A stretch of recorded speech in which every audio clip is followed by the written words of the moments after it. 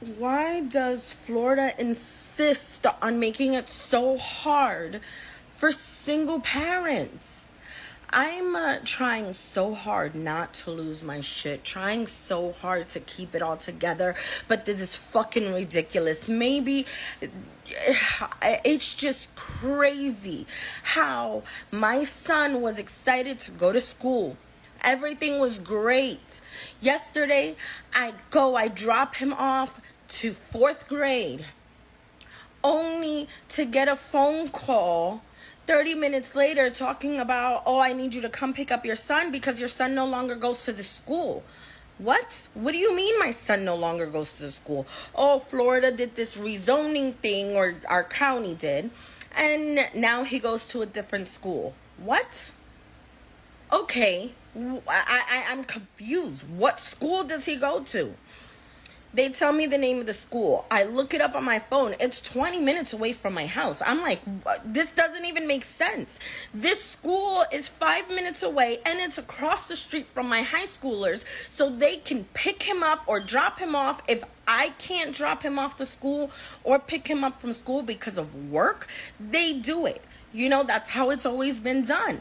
Now, you're telling me he goes to a school 20 minutes away because of some fucking rezoning shit? Make it make sense. Already, I'm struggling at it as enough. I apparently don't qualify for food stamps because I make too much fucking money. Explain to me where when I barely make enough to pay rent. I'm sick and tired of just trying to move forward and constantly failing. Like, when is it that it's gonna get better? I feel like we're living a movie. Everybody is suffering. There's so much shit going on, and no matter how much I pray and I try to stay positive, sometimes it's like, man, what the fuck? I'm tired, sorry, and I needed to vent. I am trying so hard to not lose my shit, but I am literally this close to losing my shit because I get my ass up and I go to work every day. Yet I cannot afford to do anything. I can't afford to do shit.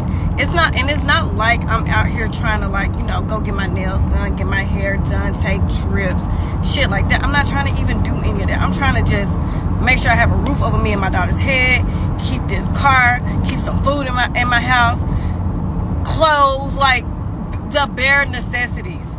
And I can barely afford that shit. I'm about to lose it. Ooh, I'm about to lose it.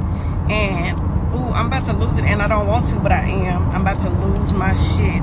This is so ridiculous. I am over it. The United States job market is fucking cooked. For reference, in the past few months, I've applied to 1,400 jobs on LinkedIn alone. And I've applied to hundreds of jobs on Indeed, hundreds of jobs on the company's direct website, and I've gone around in person to around 100 jobs, giving out my resume and having interviews that way. And I'm here to tell you from firsthand experience, it's all a sham. It's a disaster. Hiring managers aren't doing their job, and companies are posting ghost jobs. Oh, not to mention, super profitable companies such as Google are now laying off employees, although they're having record-breaking profits. All well, boomers and people that don't understand on the outside that have a no touch with reality go, oh, you're just not working hard enough. Or people going, get a job in retail. Look, some of these jobs are minimum wage. The worst part about it all is how discouraging it's become. It's almost like I want to accept defeat, but I'm not going to. But I'll go so many times through 3, 4, even 5 rounds of interviews just for them to tell me that I'm not the right candidate for them, and then they'll repost the job. They're saying we're urgently hiring. It's a load of shit. It's a lie. And it makes me really frustrated. Thankfully, I'm going to be starting some side hustles that'll be getting me some extra income because this job market is so cooked. We are in a disastrous job market economy right now. There's no other way to sugarcoat it. It's a fucking shit show. Catastrophic an unprecedented $12.5 billion loss for tourism. You heard me correctly, $12.5 billion loss just in 2025. This is going to be catastrophic for the United States of American tourism. People are not coming for business travel. They are not coming for conventions. They are not coming here for vacation. They are not coming here because of the trade war, because we are now actually on a national human rights watch list. You heard me correctly. For the first time ever, the United States of America is a danger to human rights. States like Florida, California, Nevada, specifically Las Vegas, and other major tourist cities are going to suffer devastating consequences. Have you changed your plans to travel for work, personal, or business to the United States or in between states? This is going to be an economic disaster we may never recover from. What am I doing wrong? I work every day and I'm still broke. Like, I have a decent job, I make some decent money, but I live out here in Cali. Like, bro, as soon as I get paid, I have all these bills stacked up, bro, that shit wipes me clean. Like, fuck, I got no money left over. Making $100,000 a year doesn't get you anywhere nowadays. And then moving to Houston, moving to Texas, any other type of state, guys, like, fuck that. I'm not gonna fucking move there. There's gotta be a better way for me to make more fucking money, or the things that cost so much money need to go fucking down. One or the other. Is anyone else just exhausted of living in the United States? I'm so tired. It's exhausting living here. The constant mental anguish of all the fucking issues this country has that we have to deal with on a daily basis. It's like since 2020, every day is like a fucking nightmare. Every day. You wake up and you have no idea what's going to happen, what you're going to be involved in, what's going to happen to your kids, what's going to happen with your health system, if your surgery anesthesia is going to be covered after a couple hours. Lord Jesus, help me. I can't do it, y'all. I can't. I have constant anxiety just because I live in the United States. And I know I'm not the only one that feels this way. I know there's a lot of people that are just like, when is it going to be over? But it's not going to be over anytime soon. And I don't sleep. I have constant anxiety. I'm constantly thinking about everything that's going on, and I fucking hate it here. I hate it here. And I know people are going to be like, well, if you don't like it here, then you can get the fuck out. That's not the point. Because if I could, I would. But anyway, the point is that we shouldn't have to live this way, and things should be better. But they're not.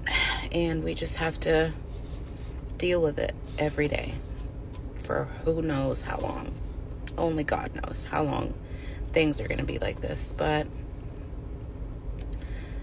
all I know is people out there are getting tired. They're getting fed up, and things are happening, and it's, I don't know. It just feels eerie. You know what I mean? It just feels like something is on the rise, or that something is gonna happen or get worse. It just feels weird out here. It feels scary. I don't know. Am I the only one that feels this way? Am I making sense? Love you. Bye. Let me just slam my head in the car door of my Honda Civic. You know what I genuinely want to know? I want to know how people outside of like blue states are surviving in this economy. I don't even know I brought blue states into the mix. I mean, like, I'm in California, and everybody knows California in itself has a major housing crisis. The homelessness here, how that hurt. Anyway, the homelessness issue here is out of this world. I mean, no matter what town you're in, unless it's like somewhere deep in the valley, you're going to see homeless people. Like, it don't matter. I kid you not. You can go to San Francisco, literally like the capital of where all the tech billionaires are and shit. And there's a place called the Tenderloin, and there's a lot of homeless people there who are off horse tranquilizer, fentanyl, all kinds of drugs, pissing and shitting on the ground. And it's like, how is this even happening in such a wealthy place? The wealth inequality is crazy in California. Anywho, I am 22 years old, and I want to know how other people are surviving. When you try to look into like benefits for housing, like Section 8 or like income-based housing, Section 8 wait lists are completely full. There aren't any openings for like 6 years. And then in California, they have like income-based projects, so they have all these new developments, and it's income-based, so your rent is significantly cheaper. But you can't like be in school at the same time as living in these income-based places because you get tax credits or whatever, like you get like grants and stuff. So they're like, we can't really pinpoint exactly how much money you're making, so you don't qualify to live in income-based apartments. Mind you, an income-based apartment for like a single person out here in California could still very much range up to like $1,800 per month for freaking like a 1-bedroom, sometimes even a studio. And obviously that depends on which city you're in and everything.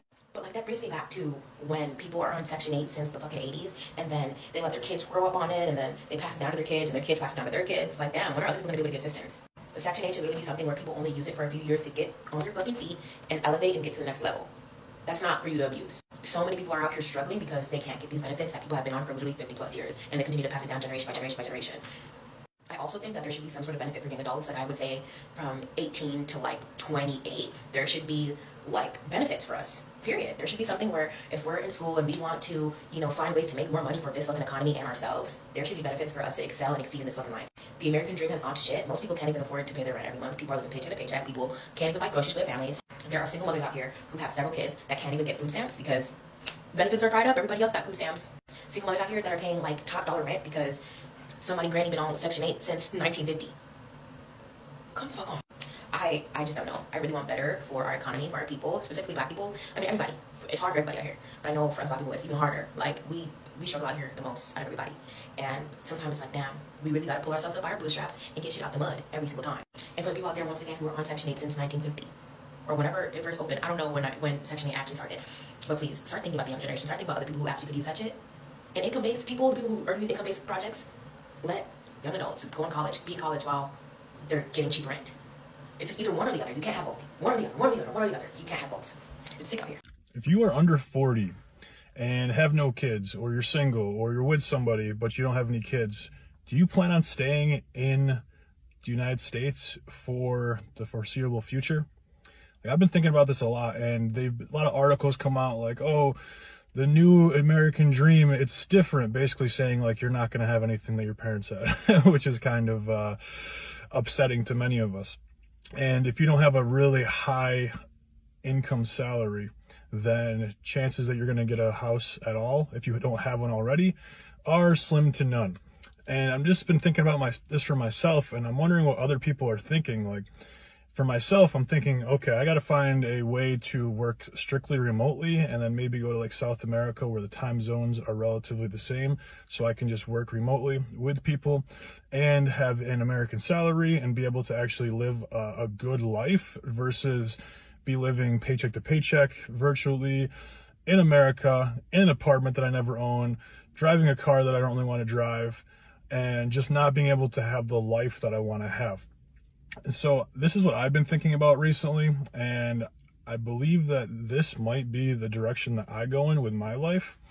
I'm wondering what you are thinking, or the people around you. Is this something that you've considered? Do you want to stay here if it means never having a home, not being able to start a family, always living paycheck to paycheck, being maybe in crushing debt, and just basically barely surviving for the rest of your existence here and working until you absolutely die?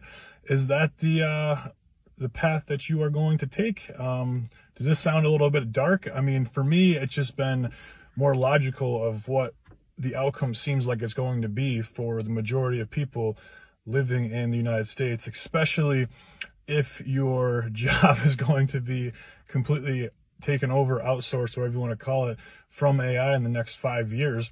The only jobs that are probably going to be available very soon, at least in our lifetime, are going to be the ones that require human-to-human interaction. So I'm curious to see what you think on this. Maybe you're just cool with, going through this right now and struggling. If you are one of the types of people that I just mentioned, like if you already have, a nice house and a family and all that, and everything's working out fine for you, I don't expect you to, of course, even be thinking about what I'm thinking.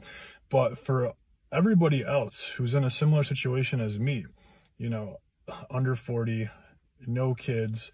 I'm with somebody right now, but I don't see a real future just here in this country, at least at the rate that I'm going, in terms of the amount of income I'm going to be able to generate versus what the houses cost and how much it costs to raise a family, and then wanting to have, you know, my wife be able to stay home with the kids and raise them so they're not raised by a system and their family's not really involved. So there's just so many factors that I see as a net negative for staying here long term, based on where the country's going as a direction. I'm curious to hear what your thoughts are on this. And if you happen to be in recovery and you're looking to feel better faster while your brain recovers from the damage done by addiction, check out the free brain recovery supplements guide that's in my bio, completely free. It will help you feel better faster as you heal. And some of those supplements lower the risk of relapse. I take those myself, a lot of them, and they have helped me tremendously. All right, leave a comment. I want to know what your thoughts are on this. Like, follow, share this with somebody else, and I'll talk to you soon. I don't understand how fucked up America gotta be for you to work hard and still have no fucking where to go. It's just like, oh my gosh, when is it all going to end? Like, y'all, it's so bad to the point where even though you work, you more than likely can't even eat every day. Not even 3 times a day. Me, none. Yet they expect us to keep working with a smile on our face. Fuck all of that. I be seeing why people don't fucking want to work. They pay us a little bit of money, but make everything fucking expensive. I'll be damned if I'm putting my life on the line for $14, $15. And then the whole time, your ass can get hurt or die at the fucking job you're at.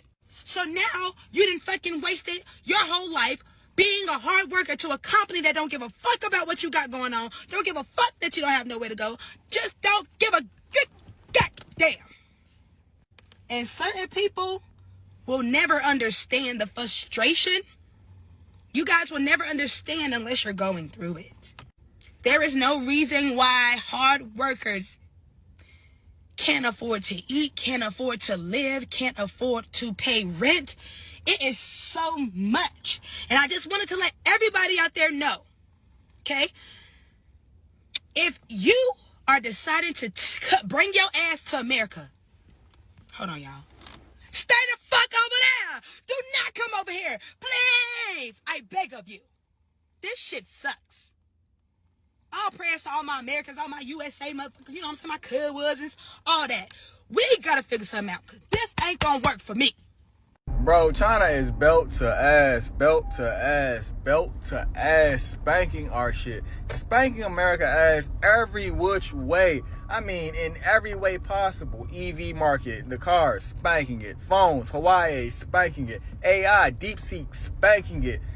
This shit looks bad. America, bro, this shit looks like an AAU basketball game. Defeat it.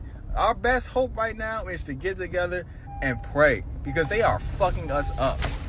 I can't tell if this is awesome or horrible. Many grocery stores around the US are going to start implementing digital price tags. Now you may be thinking to yourself, oh, that's not too bad. It's probably going to make it more efficient, right? Yeah, it will certainly do that, but they're also going to be implementing dynamic pricing like Uber and Ticketmaster. You know how Uber increases their prices if something is in very high demand, just as Ticketmaster does as well? Well, yeah, that's going to be happening at your local grocery store as well in the near future. You're going to have to get your Thanksgiving turkey in July now, because by the time November rolls around, it's going to be $40 a pound. And you can just forget about chicken wings or ranch on Super Bowl Sunday. Now, grocers like Walmart say that these digital price tags are going to improve overall productivity and efficiency. Definitely. And that's because they can change the price of thousands of items at one time versus having an employee go around and change them by hand. So is this a smart thing to do to evolve with technology and use it for your advantage? Absolutely. And honestly, it may come in handy for us as customers from time to time. Oh, my bag of chips that was $4 last week is now $3.25. But like I said about the turkeys, I can see this going horribly wrong when something is in very high demand. But if you're looking for more ways to save food, we have promo codes in here. And we always keep them updated, so download this app. I'm coming on here because this is my third rant of the day, and I am just in a bitchy mood today. But why in the actual fuck nuts is life so expensive right now? I just went to the grocery store. Look at this. $243.16. And this is like a bi-weekly thing for, it's just me and my fiance at home. I had to stop it because somebody pulled up next to me and I felt uncomfortable. But anyway, $243.16 at Meijer. Just fucking how? Like, I choose not to just like go buy little fucking Debbie's and shit ass food. But at this point, I'm about to. Because I bought a couple different meats, some snackies, and dry ingredients, and produce. $243 fucking dollars. How are people living?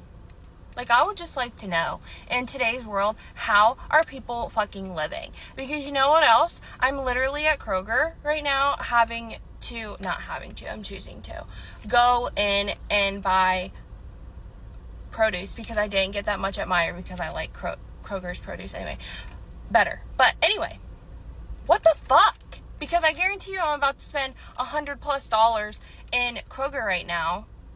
So that's going to bring our bi-weekly total of groceries to like almost $400.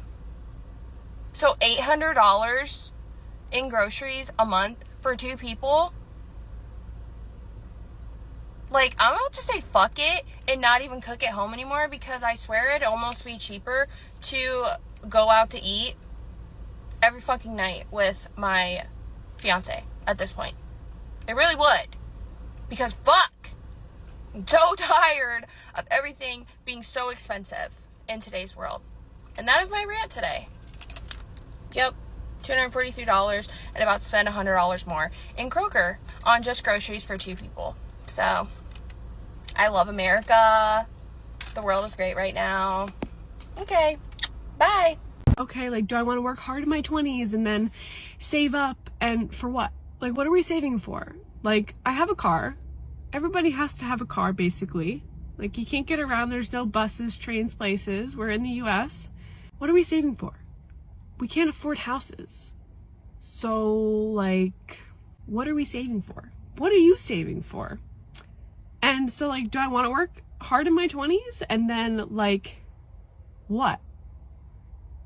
Work hard in my 30s and 40s and 50s and 60s and then try to retire and, like, enjoy my life? Like, my brain is so, like, already broken out of the matrix that, like, why are we even working? We're literally working to buy shit. Job market in America, corporate America, cooked. Absolutely cooked. I had an interview today with a job posting, like customer service marketing, worded in just a flood, a torrential downpour of corporate jargon. Check out the website. You know, core values are synergies, brand recognitions, all vague, woo-woo in the air corporate jargon. And I really never even got to a point where I knew exactly what the role was. But, you know, the people that were scheduling the interview, it all seemed legit. It was legit. I was like, okay, they're an actual business that is operating, making income. So, okay, it's not a scam, at least. Go to the interview, drive in person, I don't know, through traffic, through downtown Houston, other side of town. Get to the interview, and it's some European dude, white kid, probably mid-20s. And the interview, I get down, basically, he just repeats the website's corporate jargon. And it took, 15 minutes for me to get out of this person who the clients were and what the job was and what you wanted me to do. Through this, all corporate shit. And red flag to me, I walk in the office and they're playing like corporate Christian music loud with all the doors open. So I'm like, if they don't offer me this job remote, this ain't happening. Because I ain't listening to this bullshit Joel Osteen shit all day. Fuck that. And I go there, we're wrapped up with the interview, blah, blah, blah. I'm like, okay, dude, how much? I'm like, so what do you want to do? I'll do it. I'm like, I can do this role. I'm overqualified. I can do it. You know, what are your dreams? Where do you see it? I need money, bruh. I need money. You want me to dedicate my entire fucking life to this bullshit ass job? But here's the kicker. You can't tell me what I'm going to make. I say, okay, 2 things. How much money are you going to pay me? And can it be remote? I'll take a pay cut if it can be remote. I'll take a pay cut to be remote just so I don't have to see you and listen to this dumb music you're playing. Job can completely be done remotely. No, you have to be in Monday through Friday, 9:30 to 7 p.m. Oh, okay. So you want me to dedicate 60 hours with commute to come to this bullshit ass job. Okay, how much are you going to pay me? Well, next week we're doing orientations and we don't discuss pay until second round interviews. And I looked this dude in the eye and I said, you want me to come back next week for you to tell me what you think I'm worth? Yeah, that's what we do. And I said, actually, I'm good. No, thank you. If you really want me to work here, look this dude in the eye and I said, I'm overqualified and I'm looking at the people you've got who you're about to schmuck in this conference room right here. Would be more qualified than any of them and would take probably as much as they want or less money because I'm just trying to get by right now. And I don't really care about money. I just need to pay some bills. And he goes, well, you know, we just don't discuss pay over the phone. And I said, well, then have a nice day. And he goes, well, we usually don't, but I'm like, okay, well, if you usually don't, that means you can. And if you want to hire me, give me a call next week and tell me when to come in and how much you're paying me. Or tell me how much you're going to pay me and I'll do it from my computer at home. Bye. And he just gets all, fuck these people. If you're gonna fuck these people, we have given them, as the working class in America, we've given these motherfuckers too much leeway. Way too much fucking leeway. And they've taken abuse of the fucking working class in this country for fucking decades. Almost the entirety of this entire history of this fucking country, they have fucking taken everything from the working class, aside from a few lucky decades where we had a president and a legislative body that gave a fuck. Fuck them. Fuck these people. I'll hustle. I'll go out. Like I said, I'll go out to the fucking road crew and make money. Fuck corporate America. Fuck these motherfuckers. You cannot take advantage of me. Why is everything so damn expensive? I just went to the grocery store to get a few things. Just a few simple things. And I'm about to show you what I got, and I want you to guess how much this shit cost. I got salsa, okay? Salsa is the first thing. Next up on the list, mozzarella cheese. Just this little thing of mozzarella cheese, okay? I got 2 things of prosciutto. I'm making a sandwich. Don't judge me. I got 1 thing of white cheddar Cheez-Its, okay? Sourdough bread. Shit, can't get it in the bag. 4 apples and 1 bag of tortilla chips. Now, I'll give you a second. Guess how much that cost. It's like 7 things. Guess. $61. It cost me $61 to get that shit. What is going on? Why is shit so expensive, bro? A bag of tortilla chips is $9? Since when? So Donald Trump just released his 2026 budget proposal, and get ready folks, he's cutting a lot of programs that people rely on. Let's start by looking at increases. He wants an additional $1 trillion in military spending, a 13% jump. He also wants an additional $43 billion increase to the Department of Homeland Security and more charter school money. Let's look at these cuts. A $4 billion cut to low-income home energy assistance program. This basically helps low-income people heat and cool their houses. He also wants a $3.5 billion cut to the CDC and an $18 billion cut to the NIH. I guess Donald Trump doesn't want us to be researching diseases anymore and cures for these diseases. A $670 million cut to program management at Centers for Medicare and Medicaid. A $2.5 billion cut to the EPA's Clean and Drinking Water Loan Fund. He also wants a $646 million cut to FEMA. $650 million also cut to shelter and services programs. So essentially, if you're a low-income American, Donald Trump is coming after you in the programs that you rely on, whether it be Medicare or just simply trying to warm your house in the winter. Trump thinks that that funding is unnecessary. This administration has been a complete disaster, and it continues to be a disaster, as you can see. As a reminder, I post on YouTube, Instagram, Substack, and more. The link is in my bio. Check it out. It would mean a lot. I know the economy is literal shit right now, but why does everything have to just keep getting so expensive and like literally so unaffordable for so many people? It's ridiculous. I get my nails done. Yes, I took some time off. Yes, it is like a luxury that I can afford to get my nails done. But it's getting to the point that it's like a little bit crazy. Like $85 to get French tips. Like I don't get a manicure. I don't get anything crazy. $85. Like what is happening? I know things have to like go up in price, you know, with whatever. But like inflation, are you kidding me? It should not be this bad. Even with like apartments. Everybody wants to increase apartments and the rent. You're kidding. Nobody can afford it. My salary does not increase just because you want to increase rent. I'm at the grocery store and these prices are crazy. $10.79 for 8 cones, $6.99, $4, $5.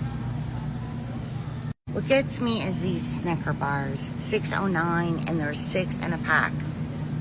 Garlic bread is $4, $5. Look at this for $6.59. Being that it's the store brand, it should be cheaper. And then we got the bougie Bluebell for $10. This is crazy. So you want to feed your kids some pancakes, $3 and $4 for a box. And sausage biscuits are $8. It's ridiculous. You cannot feed people one meal. So on average, I think everything is like $5. So if you are hot this summer, these popsicles are going to be expensive. So I don't know about you, but I need a second income to buy groceries. So if you want to make some extra money, comment the word ready, and I would love to get you started. You guys, I am back in Florida, and I'm here to remind you, America is not the American dream anymore, okay? I don't think it's ever been the American dream. So I just got back from Germany, and I'm going to tell you a couple of the things that I learned while I was over there. One of the first things that I caught on to was the fact that when you're pregnant, a woman can take about a year off of work to be with her child, to raise her child. And the husband, the partner, can take 3 months off. I don't know about you guys, but you guys know that I want to be a mother. I want to have my family. So, like, that was, like, the cherry on top for me. So, let's get that one out the way. And another thing, the taxes that they pay actually goes to the people. Like, their government takes care of them. I pay taxes out here, and I don't see anything. Where does it go? I don't know. But it doesn't go to me, okay? I have no health insurance in America. Their fruits and vegetables are cheap. Being healthy is cheap. I want that luxury. I don't know about you guys, but I want that luxury. Also, most Germans don't work on Sundays. Also, they do not live a stressful life. Like, I don't know what it is about Germany, but people are just, like, so chill. They seem to be, like, in their soft era where I come to, like, the United States and I feel like I'm in the hustle and bustle all over again. Like, people over there, like, they, what do you call it? They glide through life. One thing I wasn't a fan of, though, the sun goes down at 4 p.m. So the time that I was there, which was December, it was gloomy. There was rain. I didn't get to see snow, but Literally, I left not too long ago. I got back this morning, but there's gonna be snow on Tuesday, so I missed out, but it's okay. Also, transportation, I don't really think you need a vehicle. Like, you could just like ride the train. I think it's pretty economic to drive the train. Plus, you can like actually like walk around. Like, it just, I don't know, I kind of like that vibe. Like, I don't really like driving unless it's like a road trip kind of vibe, but other than that, I don't care for it. So yeah, I don't know. I mean, experiencing other countries is always like a fun time, but just seeing the difference in care in the people and the way of living, it was quite the experience, and it just reminds me that I don't want to stay in America. Well, if you know anything about running one of these or running one of those, you know there's absolutely nothing cheap about them. There is not one piece of anything on one of these machines that is cheap. I hold in my hand here a plastic bag which contains a little cardboard box which contains a fuel flow sensor for this combine. Now let me take you up into the engine compartment and I'll show you where it goes. So that canister right there, that is your fuel filter. This is the fuel flow, or I believe the actual term on the computer was filter clogged sensor. And then this one is the fuel temp sensor. So I keep getting this pesky little alarm in the cab that says my fuel filter is blocked. Well, Chuck, don't you think you ought to change the fuel filter? No, because I'll tell you why. We're shelling anywhere from 200 to 240 bushel corn at 5.5 miles an hour at about 80% engine power. We're not starving for fuel at all, so we think this pesky little sensor went bad. So all we do, we just unhook the power there. Get your handy dandy little crescent wrench out. Try to do this all with one hand. Oh yeah. We'll lose just a little bit of fuel when we do this probably.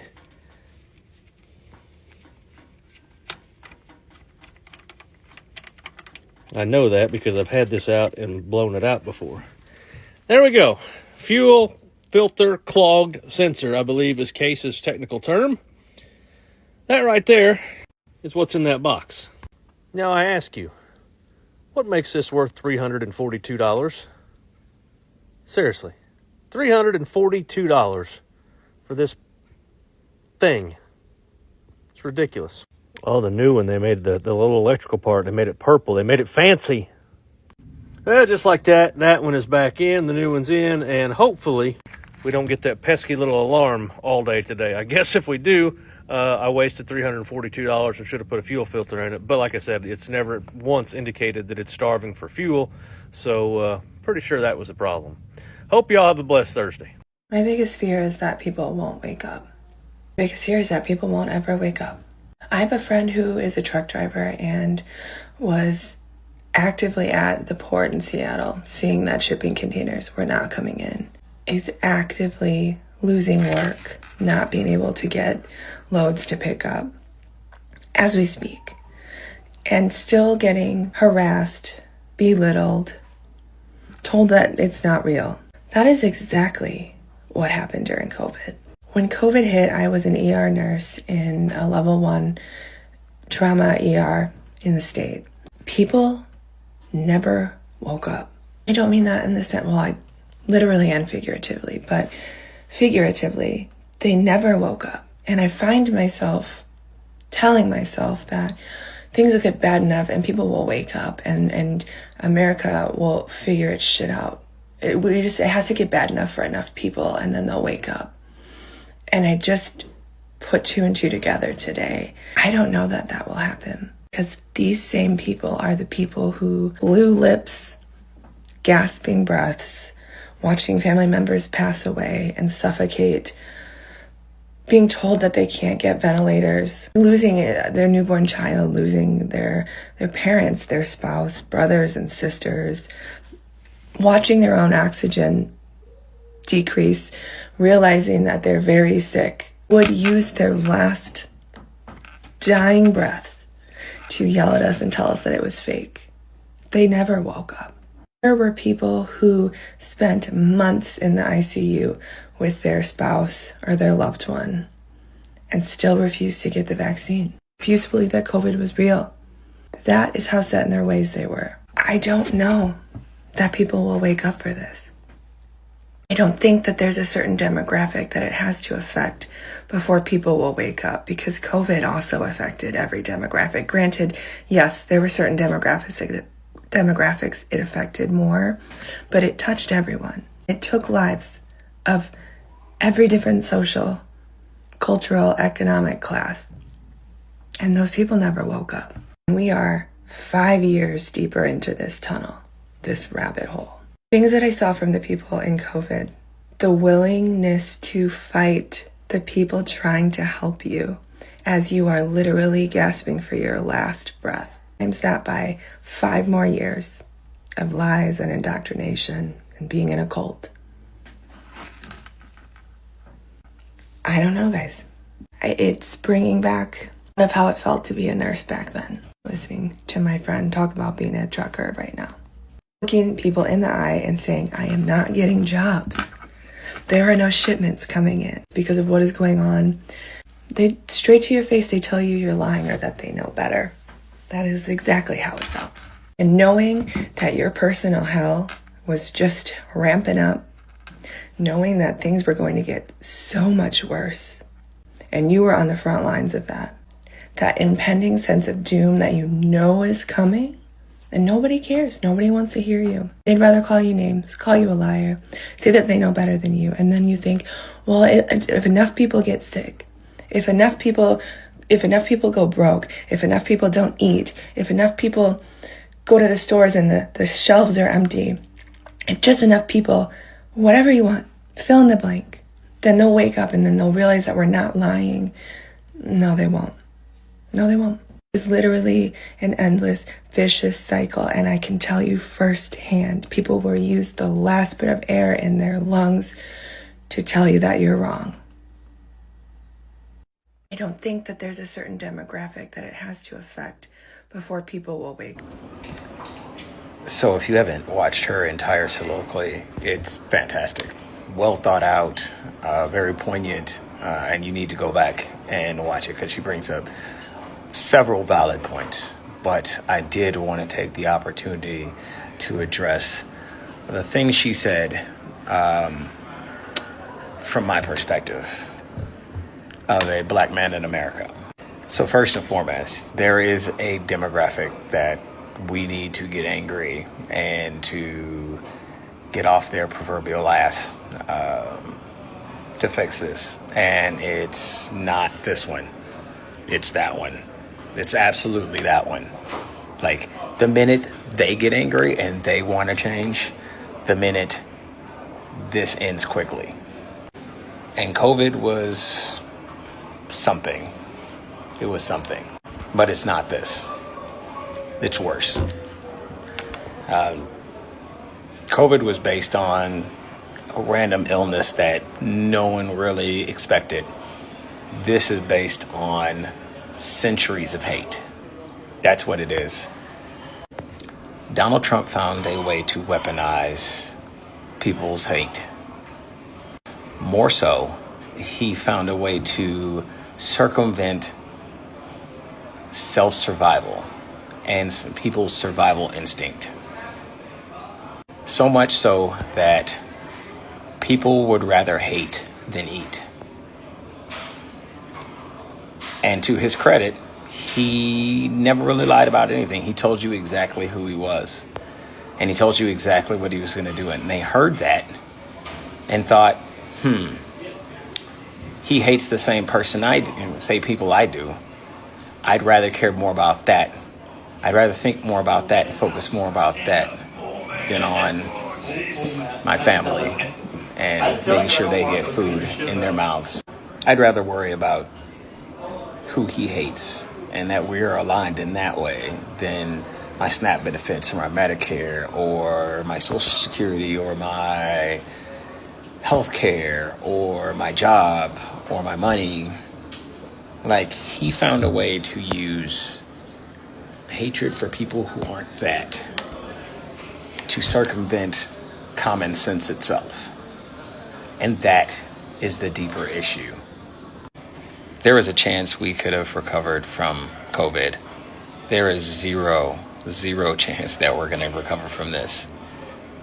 Because in order to fix it, America specifically has got to collectively come together and do the work to deal with and sort out their internalized racism.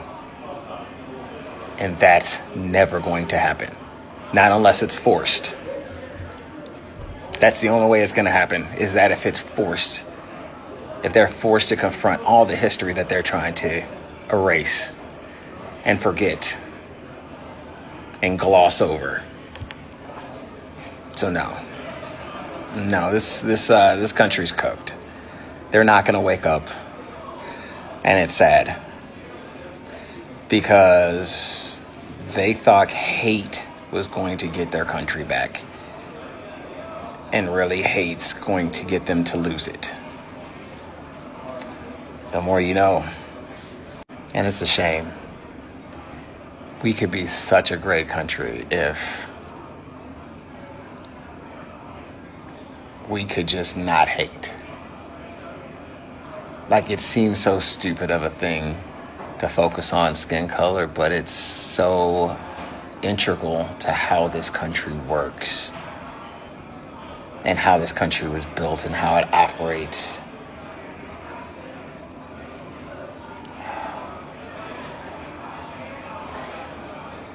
I mean, yeah, we're cooked. We're cooked. We're